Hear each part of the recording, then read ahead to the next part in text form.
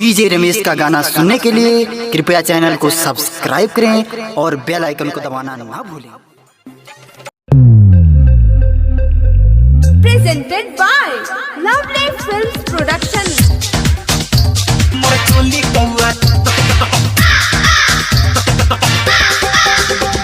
DJ Ramesh, Rina Sitaman.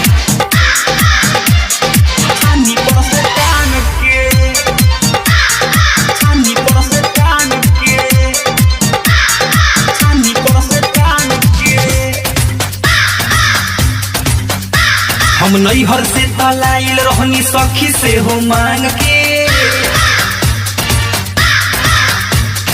काव काव तो करते आइल घुसल छाजा लांग के।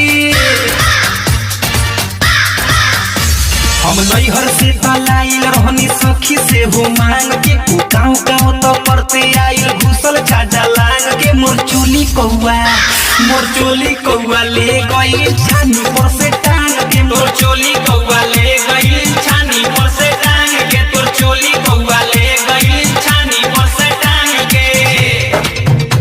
मोर चोली कौआ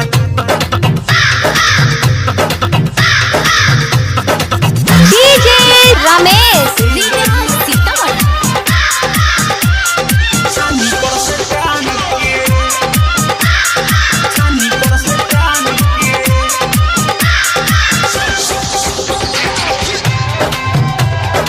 आप सुन रहे हैं अमित पटेल की आवाज। DJ Ramesh.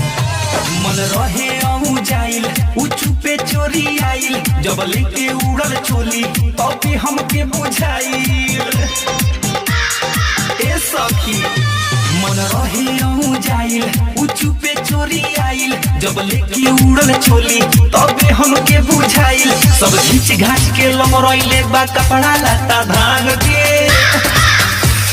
रे दादा सब घींच घाच के लमरइले बा कपड़ा लता धान के। मोर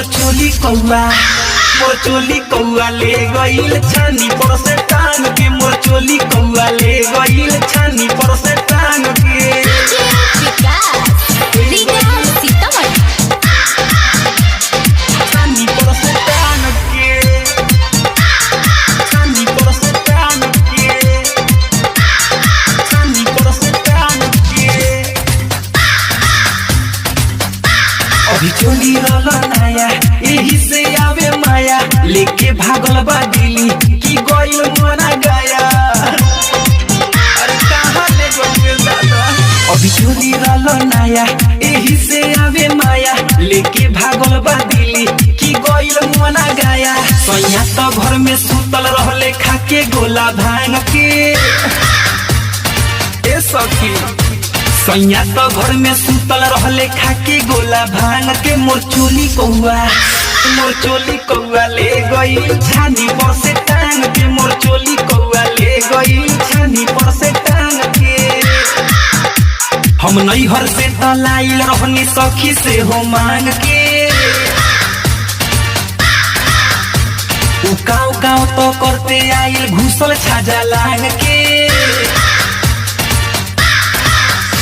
हम नैहर से तलाइल रहनी सखी से हो मांग के काव काव तो करते आइल घुसल छाजा लांग के। मोर चोली कौआ ले गई छानी पर से टांग के। तोर चोली कौआ ले गई छानी पर से टांग के। तोर चोली कौआ